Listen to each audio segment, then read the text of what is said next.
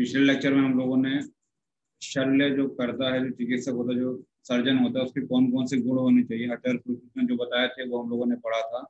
शौर्यम, आशुक्रिया, शस्त्रतैक्षण्यम, अस्वेद, अव्यपतु, असमूह। जो शस्त्रतैक्षण्यम है, ये अगर देखा जाए तो ये शल्यक का गुण नहीं है, ये किसका है, इंस्ट्रूमेंट के बारे में बताया जा रहा है। लेकिन ये शौर्य है, आशुक्रिया है, और क्या है, अस्वेद, अव्यपतु और असमूह, ये जो है वैद्य निमित्त है। ठीक है ना। शस्त्र की तीक्ष्णता, ये शस्त्र के बारे में बात कर रहे हैं। ठीक है, तो ये जो है गुण याद रखिएगा, शल्य चिकित्सक के बारे में बताया गया है। फिर इसके बाद 12वां श्लोक देखिएगा। जिस जिस स्थान पर दोष की गति तथा उभार प्रतीत हो, उस स्थान पर शस्त्र से व्रण करने चाहिए, जिससे दोष भीतर न रह सके। आपने देखा होगा जब पस यानी कि पूरे जम जाता है तो उसमें कलर चेंज हो जाता है, पीलापन आ जाता है, तो वहां पे इंसिजन लगा के पस को बाहर निकालते हैं। वही यहाँ पे बताया जा रहा है। यतो यतो गतिम विद्यात संगो यत्र यत्र च तत्र तत्र व्रणम कुर्यात्। यहाँ व्रणम क्या है, वही जो इंसिजन लगा के व्रण बना के वहां पे जो उसको दोषों को बाहर निकालते हैं, उसी की बात कर रहे हैं। यतो यतो गतिम विद्यात संगो, जिस जिस स्थान पर दोष की गति या उभार, वही जो स्वेलिंग आ जाती है, पस भर जाता है, उभार प्रतीत हो, तत्र तत्र व्रणम कुर्यात्, वहां वहां व्रण बनाना चाहिए, यानी इंसिजन देना चाहिए। और क्या करना चाहिए, पूय को या दोषों को बाहर निकालना चाहिए। 12वां श्लोक भी इंपॉर्टेंट श्लोक में आता है सुश्रुत। ठीक है, रेफरेंस याद रखिएगा। और किस संदर्भ में कहा जा रहा है, दोषों को बाहर निकालने के लिए शल्य की बात हो रही है। ठीक है, समझ में आया।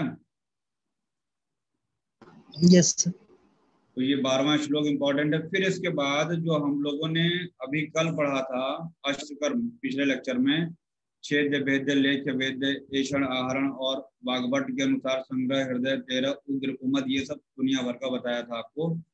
तो अब बात आती है कि ये शस्त्र कर्म जो करने हैं वो शरीर के किस भाग में करने होंगे। ठीक है ना, या किस व्याधि में कौन सा शस्त्र कर्म किया जाता है, ये इंपॉर्टेंट होता है। और ऑब्जेक्टिव में यही पूछा जाता है। अगर यूजी के स्टूडेंट हैं आप तो आपको पता होगा, शल्य के पेपर में भी पूछा जाता है कि जो शस्त्र कर्म करते हैं कैसे, कहाँ, क्या किया जाता है ना। तो 13वां नंबर श्लोक देखेंगे आप, ये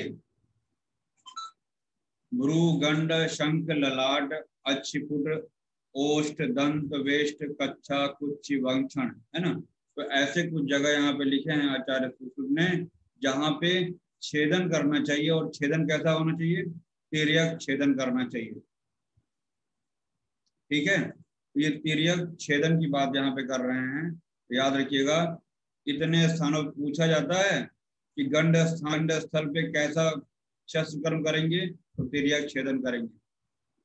ठीक है, तो सबसे ज्यादा तिर्यक छेदन वाला ही है कि हमको तिर्यक छेदन कहाँ कहाँ करना है, भ्रू आईब्रो पे, है ना, गंड स्थल गाल या कपोल पे बोल सकते हैं, शंख प्रदेश पे, ललाट पे, आंखों के जो अच्छी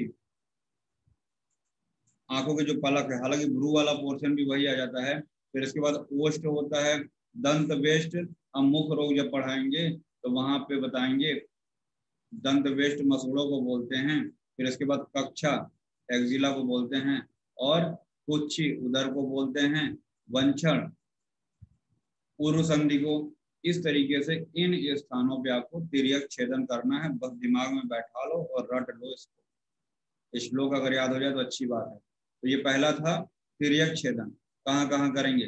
दूसरा है अर्धचंद्र आकार का, अर्धचंद्र आकार का छेदन कहाँ करेंगे, छेदन ही चल रहा है अभी। कहाँ क्या पढ़ा हम लोगों ने इसके पहले वाले में, तिर्यक छेदन, यानी डायगोनल छेदन कहाँ पे करेंगे, इंसिजन कहाँ लगाएंगे। अब यहाँ पे क्या है, अर्धचंद्र के आकार का, अर्धचंद्र के आकार का इंसिजन कहाँ पे देंगे, देखिएगा, चंद्रमंडल छेदान पाणिपादेश कारेत अर्धचंद्राकृति इष्टापि बुधे मेड्रे च बुद्धिमान। यहाँ पे 4 चीजें हैं बच्चा, ध्यान से सुनना हमारी बात। अर्धचंद्र, पहली बात तो ध्यान से देखिए, जब अपने हाथों को ऐसे कभी कभी होता है ना कि बच्चे कहते हैं हाँ कैसी शादी होगी, तो ऐसे चांद बनता है, चांद बनता है, हाँ अच्छी लड़की मिलेगी, है ना। तो इसी से मैंने याद किया था यूजी में कि हाथ में और पैर में कैसा छेदन करेंगे, अर्धचंद्र के आकार। नहीं समझ में आ रही है हमारी बात? सर आ रही है। आ रही है सर। तो हाथ और पैर में कैसा छेदन करेंगे, अर्धचंद्राकार। ठीक है ना। चंद्राकार। और साथ ही साथ गुदा और मेढ्र भी यही आ गया। हाथ, पैर, गुदा और मेढ्र, ये 4 स्थान ऐसे हैं जहां पे कैसा करना है, अर्धचंद्राकृति। नहीं सर, इसमें लिखा चंद्रमंडल पहाड़ी पादेशु कार्य। करने दो, खत्म करने दो, ये तो याद करने के लिए हमने बताया ना। अब देखिए यहाँ पे कॉन्सेप्ट थोड़ा सा अलग रहेगा। गुदा और मेढ्र दूसरे साइड, एक होता है पूरा चंद्र, एक होता है फुल मून। तो आप जो हाथ और पैर याद करने के लिए मैंने बताया है, वहां तक पहुंचना कि चंद्र आया है, ठीक है ना। लेकिन जो गुदा और मेढ्र है वो अर्धचंद्र में रहेगा, और जो आपका हाथ और पैर रहेगा वो फुल मून रहेगा, यानी कि चंद्रमंडल रहेगा। तो हम इसको चंद्र वाले को 2 पार्ट में बांट लेंगे, फुल और हाफ। तो फुल में कौन कौन सा रहेगा, हाथ और पैर रहेगा। गुदा और मेढ्र किस में रहेगा, हाफ में रहेगा। यहाँ तक कोई कंफ्यूजन हो तो बताओ। No sir. याद करना है चारों को साथ में ही, लेकिन हाथ और पैर जो हम ऐसे देखते हैं वो ऐसे नहीं देखना है, उसको फुल मानना है, पूरा मानना है चंद्रमंडल। वैसे भी एक और तरीका बता दे रहे हैं, लेकिन कंफ्यूज हो जाएगा, अभी आगे आएगा बताएंगे। शस्त्रकर्मा भी आगे पूरा आएगा तो वहां पे बताएंगे। फिलहाल हाथ और पैर चंद्रमंडल याद रखिएगा। और अर्धचंद्राकृति गुदा और मेढ्र। इसके बाद आता है उपर्युक्त विधि के अनुसार चीरा न लगाने से क्या होगा। अगर आपने जो ऊपर सूचित ने बताया, अगर ऐसा फॉलो नहीं करते हैं, सिरा और स्नायु के छेदन की संभावना रहती है। आप जो है लिगामेंट रप्चर कर देंगे, स्नायु है ना, सिराएं रप्चर हो जाएंगी, और क्या होगा, वेदना, अतिमात्रम वेदना, बहुत अधिक वेदना होगी। चिराद, चिर मतलब बहुत देर से, व्रण संरोह, दिख रहा है कि नहीं दिख रहा है, मैं अलग अलग पढ़ रहा हूँ, ये श्लोक पढ़ रहा हूँ। अगर आपने ऊपर फॉलो नहीं किया जैसा बताया गया है, भ्रू, गंड, शंख, ललाट, अच्छी, दंत वेष्ट, अगर यहाँ पे बताया है तिर्यक छेदन, और अगर आपने नहीं किया तो क्या होगा, आप सिरा का, स्नायु का छेदन कर देंगे, वेदना बहुत ज्यादा होगी, और जो व्रण बनेगा उसका हीलिंग बहुत देर से होगी, है ना।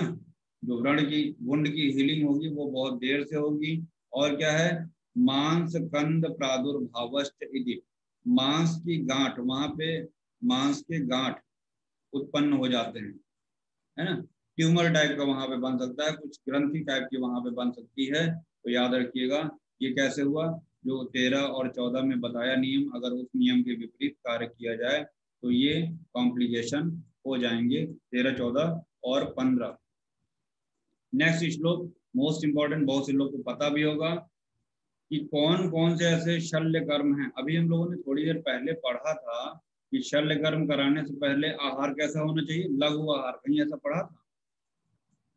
पिछले लेक्चर में ऐसा पढ़ा था ना कि आहार कैसा होना चाहिए, लघु आहार होना चाहिए।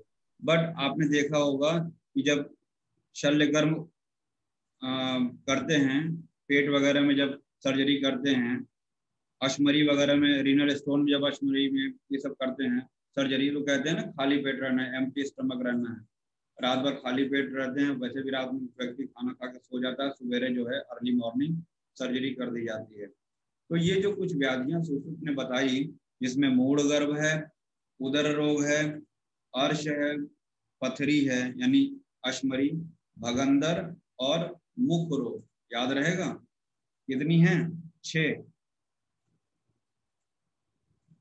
इन 6 व्याधियों में आपको बिना कुछ खिलाए, बिना कुछ खिलाए, अभुक्तवत,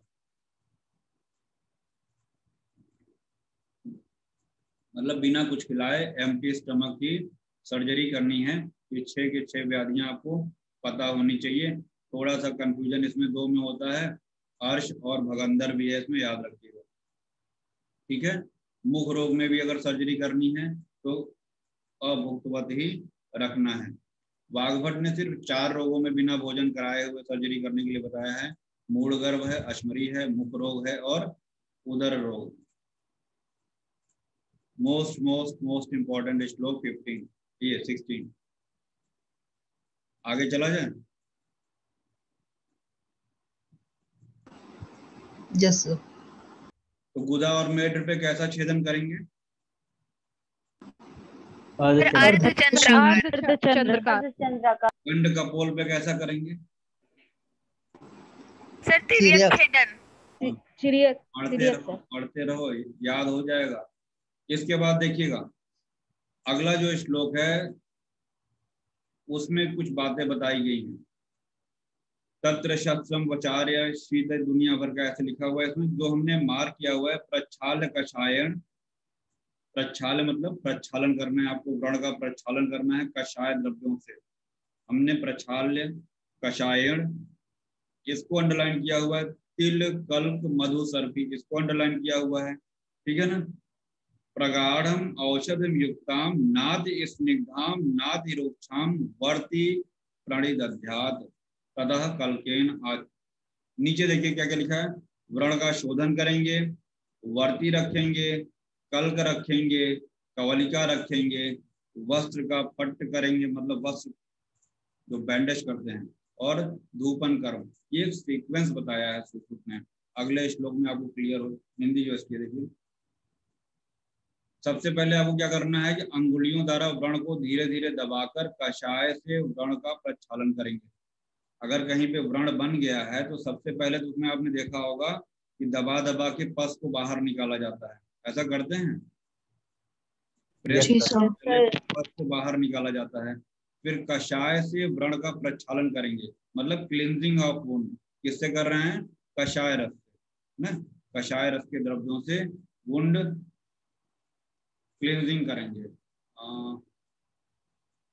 एक सेकेंड, पंचवल्कल यही लिख लीजिए। पंचवल्कल जो क्वाथ होता है उससे वुंड की क्लींजिंग करने पे हीलिंग जल्दी होती है। पंचवल्कल क्या क्या आता है पंचवल्कल में? सर वट, उदंबर, अश्वत्थ, पारिस और प्लक्ष। कभी भी वुंड हो जाए तो पंचवल्कल की क्वाथ से जो है प्रक्षालन करते हैं तो उसमें हीलिंग जल्दी होती है, ठीक है ना। शायद यही कॉन्सेप्ट वहां लगता हो कि कषाय रस वहां पे प्रधान होता हो, तो कषाय रस से प्रक्षालन करेंगे।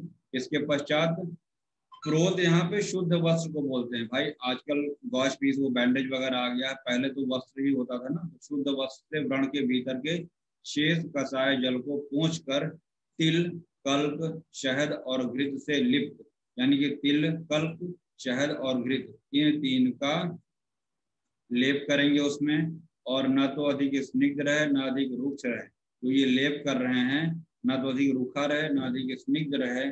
और क्या कर रहे हैं? कल्प से ढककर उस पर मोटी कवलिका, कवलिका जो आजकल गॉश पीस नहीं रखते हैं, रुई, आपने कभी देखा होगा। पहले दवा लगाते हैं, दवा लगाने के बाद थोड़ा सा गॉश पीस या रुई रखते हैं उसमें, ठीक है, फिर ऊपर से बैंडेज बांधते हैं। अब सोचिए जो मॉडर्न साइंस आज कर रहा है, हजारों साल पहले आचार्य सुश्रुत बता के गए हैं। इसीलिए सुश्रुत को फादर ऑफ सर्जरी कहा जाता है। क्लियर हो रहा है कि नहीं हो रहा? Yes sir. और सर वो लोग बीटाडीन यूज कर लेते हैं पंचकल्कल की करते हैं। तरह। यहाँ पे बीटाडीन का काम कौन कर रहा है? तिल कल्क और घृत कर रहा है, ठीक। Yes sir. उसके बाद कल्क से ढककर कवलिका, कल्क अलग है कवलिका अलग है, वस्त्र पट्ट अलग है। मैंने 1 2 3 नंबर लिखा है। कल्क से ढककर फिर कवलिका यानी कि गौज रखेंगे। देन उसके बाद बैंडेज करेंगे, वस्त्र पट्ट से बांध देंगे। यही मैंने ऊपर पेन से लिखा हुआ है, तिर्यक छेदन सुश्रुत प्लस जत्रुमन्या कंठ। वाग्भट ने तिर्यक छेदन कहाँ कहाँ बताया है? सुश्रुत वाले तो बताए ही बताए हैं, 3 और ऐड कर दिए हैं। कौन कौन से? जत्रु में, मन्या में और कंठ में। निर्मला समझ में आ रहा है बच्चा? Yes sir. अभी तो ऊपर से जा रहा होगा, सब नया नया सा लग रहा है। कोशिश करो समझ में आएगा, है ना। तो तिर्यक छेदन वाग्भट के अनुसार यहाँ हमने लिखा, सुश्रुत वाला तो रहेगा प्लस ये 3 ऐड हो जाते हैं। यहाँ पे हम लोगों ने सीखा कि पट्टी कैसे करते हैं। अगले श्लोक की तरफ थोड़ा सा बढ़ेंगे हम लोग। इसके पश्चात गूलर, अगरू, राल, बचा, श्वेत सरसप, इनके चूर्ण, लवण, नीम के पत्ते, इनको घृत के साथ मिलाकर धूपन कर्म करेंगे। तो याद रखिएगा ये धूपन द्रव्य हो गए, है ना, फ्यूमिगेशन जिसको बोलते हैं। ये धूपन कर्म करने की बात हुई। बचे हुए घृत से रोगी के हृदय आदि मर्म स्थानों पर मालिश करें। आपने धूपन तो किया ही, धूपन के बाद जो बच जाएगा उससे हृदय प्रदेश पे अभ्यंग भी कर सकते हैं।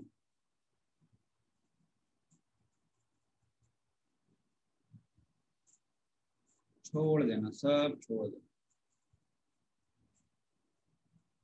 अभी आ रहे हैं ऊपर जो पेन से लिखे हैं बता रहे हैं।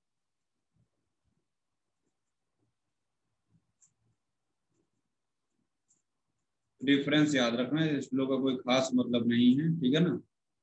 33 नंबर श्लोक याद रखना। मैंने जहां REF लिखा है इसका मतलब रेफरेंस आपको पता होना चाहिए। अब यहाँ पे 35 नंबर श्लोक में जो आपने पट्टी कर दिया है, तिल, कल्क, मधु, घृत, इन सब से कवलिका वगैरह रख के जो बैंडेज बांध दिया है, मेरी आवाज आ रही है सबको ना? Yes sir. अब उस पट्टी के खोलने की बात आ रही है कि पट्टी को खोलना कब है ना। तो क्या लिखा हुआ है, आचार्य उपदेश देने के बाद तीसरे दिन व्रण बंधन की पट्टी खोलकर, किस दिन खोलना है? Third day. पूर्व अनुसार ही कषाय से धोकर पट्ट से बंधन कर देना चाहिए। मतलब यहाँ पट्टी बदलने की, चेंज करने की बात कर रहे हैं। तो किस दिन खोलना है? सर तीसरे दिन। तीसरे दिन। फिर नीचे लिखा है दूसरे दिन पट्टी को नहीं खोलना चाहिए। क्यों नहीं खोलना चाहिए? अगली लाइन में बोल रहे हैं दूसरे दिन व्रण की पट्टी खोलने से उसमें ग्रंथि, ग्रथित गांठ पड़ जाएगी, ठीक है, और तीव्र रुजा होगी, वेदना होगी, ठीक है। और क्या है?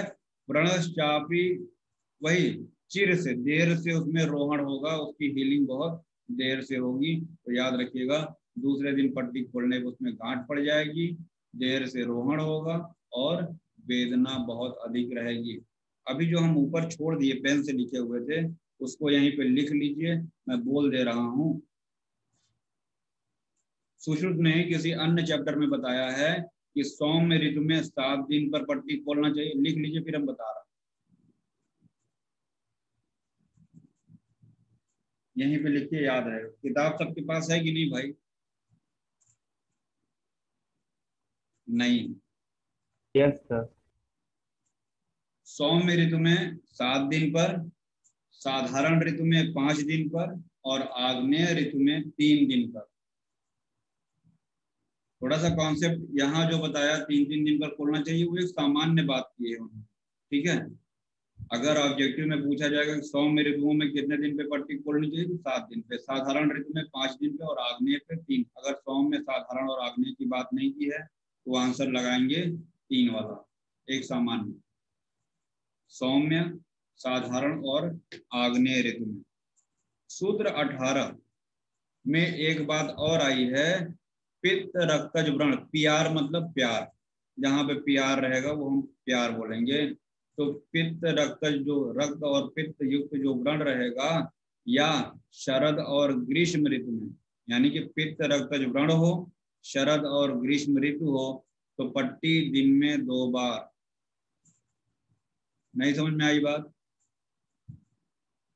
जो व्रण है वो पित्त और रक्त युक्त हो, शरद और ग्रीष्म ऋतु हो, तो दिन में 2 बार पट्टी करेंगे, ठीक है ना।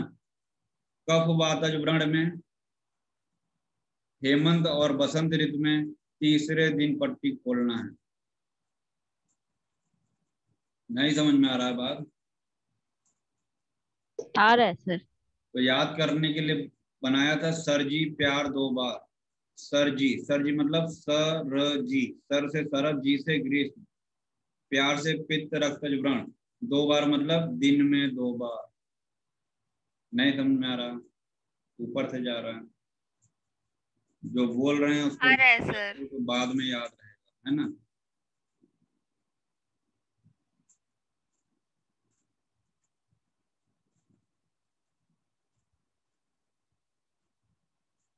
आगे बढ़ते हैं हम लोग।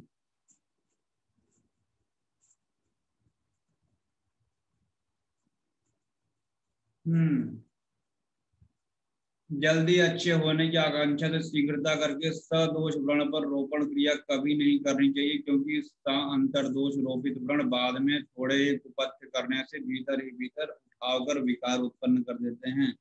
मतलब यहाँ पे कह रहे हैं कि जब तक दोषों को अंदर से बाहर, यानी कि एक तरीके से दोष को यहाँ पे हम पूय मान लेंगे, जब तक आपने पूय को पूरा बाहर, दोषों को बाहर नहीं निकाल दिया, तब तक रोपण यानी कि वुंड के हीलिंग का प्रयास कतई न करें। क्यों? अगर ऐसा आप करते हैं तो फिर निदानों के सेवन से, कुपथ्य का सेवन करने से परेशानी फिर बढ़ जाएगी। अगली बात, मैंने हेडिंग डाला है, क्या लिखा हुआ है हेडिंग पेन से? व्रणित के लिए वर्ज्य। व्रणित के लिए वर्ज्य। व्रणित के लिए, व्रणित क्या हुआ? जिसको व्रण हुआ है उसको व्रणित बोलेंगे, जो रोगी है उसको व्रणित बोलेंगे, ठीक है। तो उस व्रणित के लिए क्या क्या वर्ज्य है, उसमें कुछ बातें देखिए लिखा हुआ है। अजीर्ण है, मतलब उसको खाली पेट, इस कारण भीतर और बाहर से भली प्रकार शुद्ध हुए व्रण का रोपण करना चाहिए, तथा रोपण होने के बाद भी जब तक उस स्थान में पूर्ण आरोग्यता दिखाई न दे तब तक अजीर्ण, व्यायाम, स्त्री संभोग, हर्ष, क्रोध और भय, इनको त्याग देना चाहिए। ठीक है, समझ में आ रही है बात? ये व्रणित के लिए वर्ज्य बातें हुई।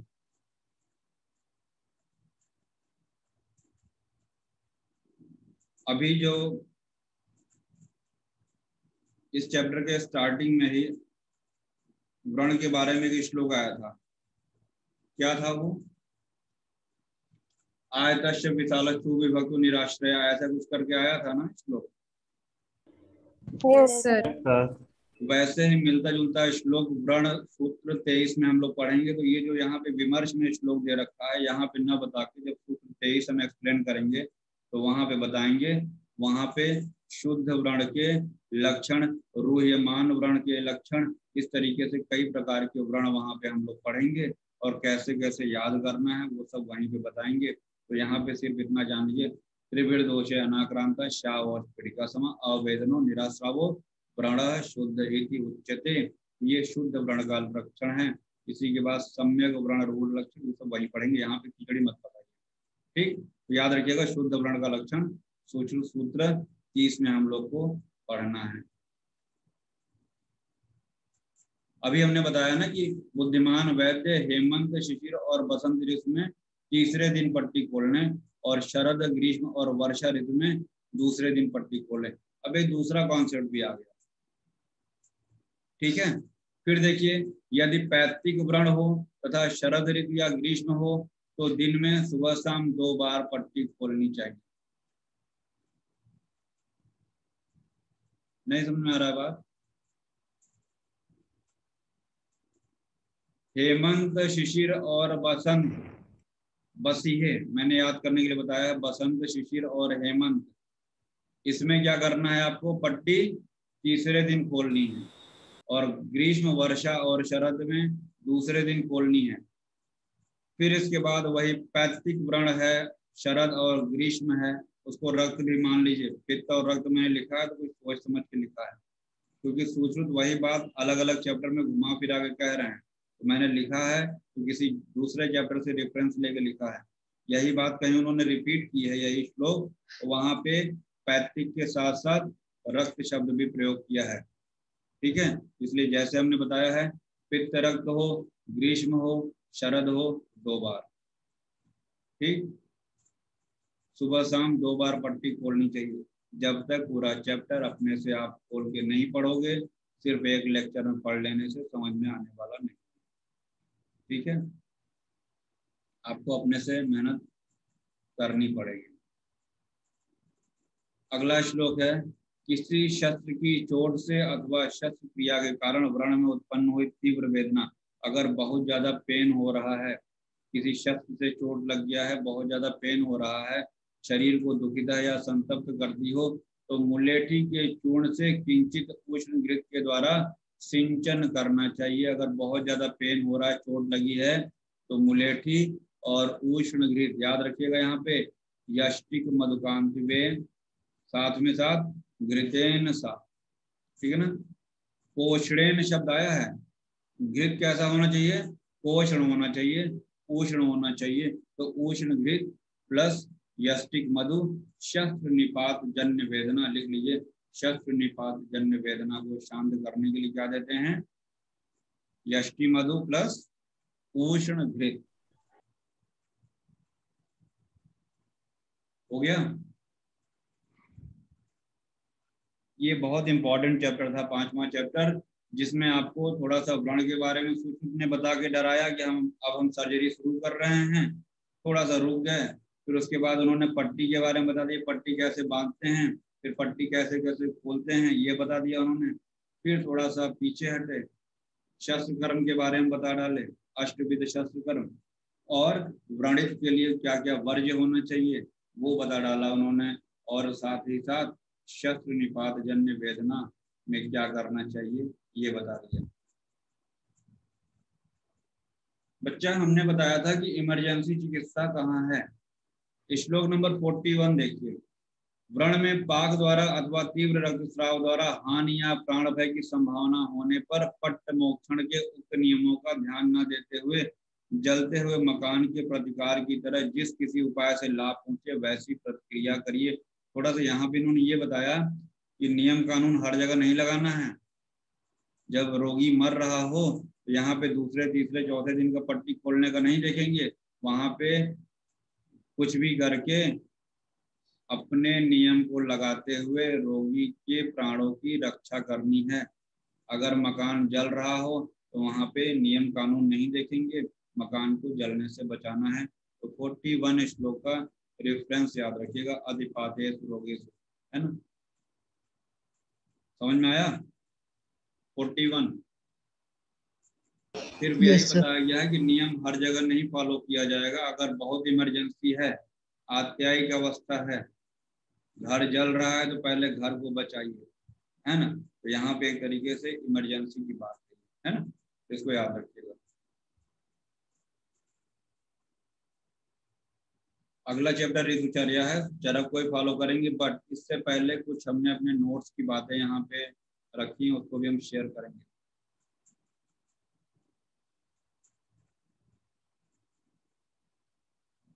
कहाँ पे कैसे छेदन करेंगे ये आपको पता होना चाहिए।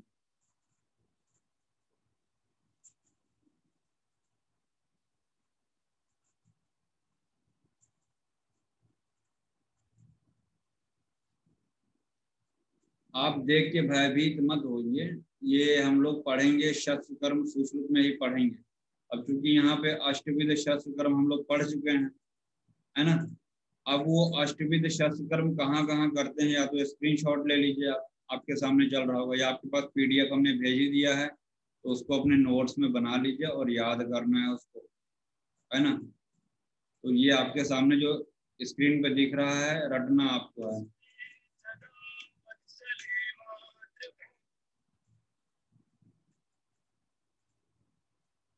तो शतकोनक भगंदर, जब हम लोग भगंदर पढ़ेंगे तो आपको बताएंगे 100 ऊंट पर शंभु उन्मार्गी हुआ, 100 शतकोनक, पुष्टग्रीव, परिस्रावी, उन्मार्गी, ऐसे करके भगंदर जो 5 प्रकार के होते हैं, कौन कौन से, दो जब भगंदर पढ़ेंगे तो वहां पे ट्रिक से याद कराएंगे। फिलहाल एक प्रकार है भगंदर का फिस्टुला का, शतकोनक भगंदर।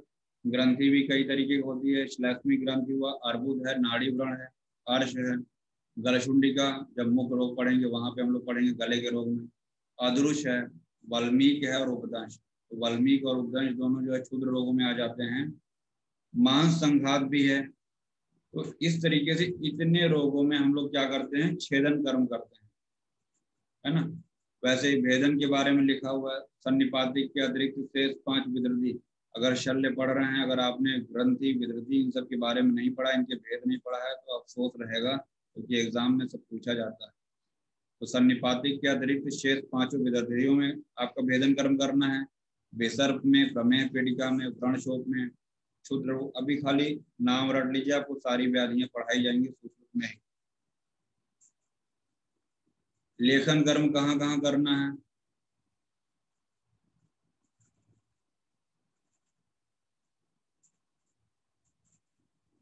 मैंने ट्रिक भी बनाया है,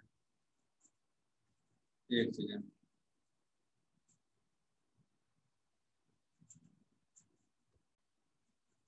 तो देखिए सबसे पहले तो क्या है, शल्य तंत्र की अगर हम बात करते हैं तो अभी तक हम लोगों ने जो पढ़ा कि सुश्रुत का जो पहला चैप्टर है सूत्र स्थान का, उसका क्या नाम था, वेदोत्पत्ति अध्याय, वही यहाँ पे लिखा हुआ है। प्रयोजन क्या है, हमने बताया था चरक से थोड़ा सा उल्टा है।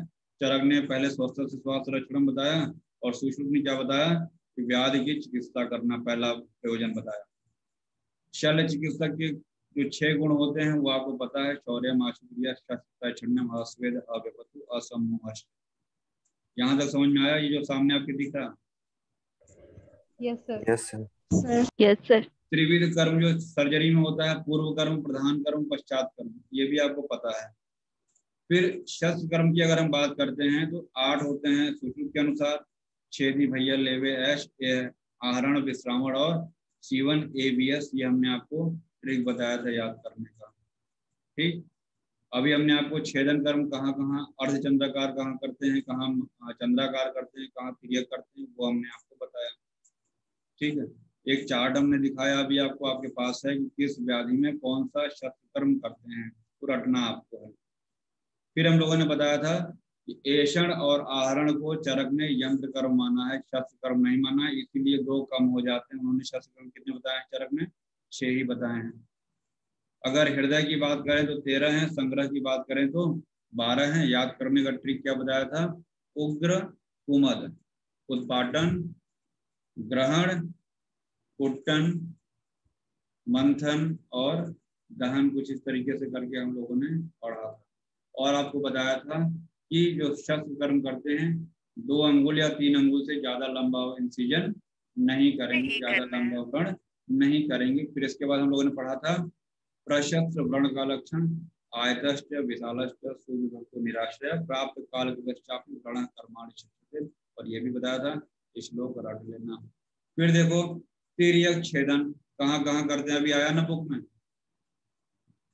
अभी मैं सिर्फ आपके सामने एक डेमो दे रहा हूँ कि जो मैं किताब में पढ़ाऊंगा वो सब इस नोट से रिवाइज भी कराऊंगा एवरी चैप्टर, लेकिन जैसे हम चाहते हैं वैसे आप भी कमर कस लीजिए, क्योंकि सुश्रुत बहुत लंबा है। 100 कितने चैप्टर हैं? 120 प्लस बहुत बड़ा सिलेबस है। इस स्पीड से नहीं हो पाएगा, है ना? कभी हम व्यस्त, कभी आप व्यस्त। तो ये हुआ तिर्यक। फिर इसके बाद चंद्रमंडलाकार कहाँ करेंगे? हाथ और पैर। देखिए मैंने PHC लिखा हुआ है, P से पैर, H से हाथ और C से क्या? चंद्रमंडल। चंद्रमंडल। चंद्रमंडल। जब हम लोग वहाँ पे DNA RNA पढ़ते थे, वहाँ पे क्षार होते थे ना, आओ जी जाओ जी पता नहीं क्या, तो UGA मैंने क्या बनाया? UGA। U मतलब उपस्थ, G मतलब गुदा और एक और अर्धचंद्राकार। चंद्राकार। ये याद करने का मैंने बनाया था, तो मैंने आपको वो भी बता दिया। भोजन करवाए, बिना भोजन करवाए, बिना थोड़ा सा हल्का सा है, बिना भोजन करवाए शस्त्र कर्म, मूढ़ गर्भ, उदर, अर्श, अश्मरी, भगंदर और मुख रोग। ठीक है, इसके बाद योग्या की बात हो रही है। योग्या जैसे आपको अगर इंजेक्शन लगाना सिखाना है तो किस चीज पे आपका इंजेक्शन का अभ्यास करवाया जाएगा, अगर आपको इंसिजन देना है तो किस चीज पे अभ्यास कराया जाएगा, प्रैक्टिस, वो योग्या चैप्टर में सुश्रुत ने 9वें चैप्टर में बताया है। जब 9वें चैप्टर पे हम लोग पहुंचेंगे तब बताएंगे, है ना? तो सारे के सारे शस्त्र कर्म कैसे करते हैं, किस पे अभ्यास कराया जाता है, प्रैक्टिस कराई जाती है, वो योग्या चैप्टर है, इंपॉर्टेंट चैप्टर है, 9वां चैप्टर। तो वहां पे हम लोग पढ़ेंगे। फिर ये शस्त्र कर्म है।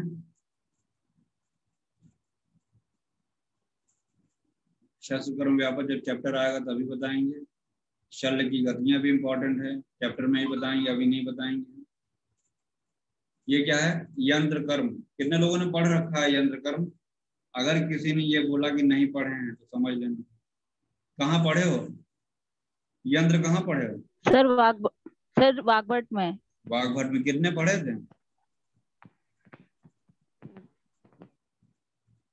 116।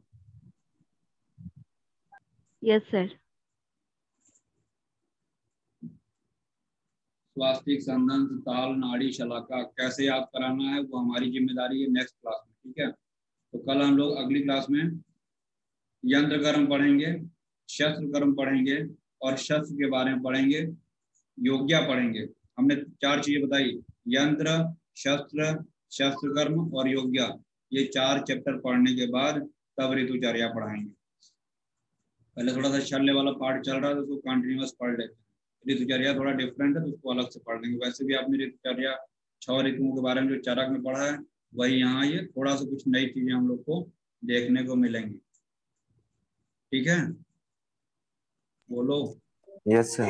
Yes sir.